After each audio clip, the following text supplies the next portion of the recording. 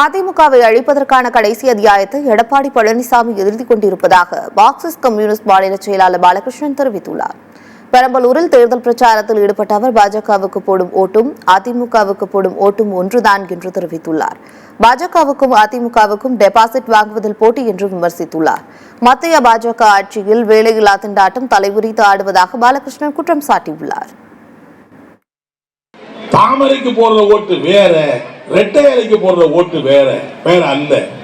ரெண்டுமே ஒரு நாணயத்தினுடைய ரெண்டு பக்கம் தான்.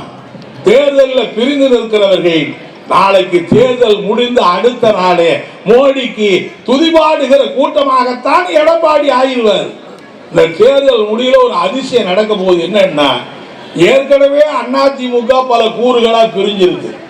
அதிமுக பத்தி நம்ம அதிகமா கவலைப்பட வேண்டிய அவசியமே இல்லை. அதிமுக அநேகமா அதனுடைய கடைசி அத்தியாயத்தை எழுதக்கூடிய காரியத்தை எடப்பாடி தான் செஞ்சுக்கிட்டு இருக்கிறார்.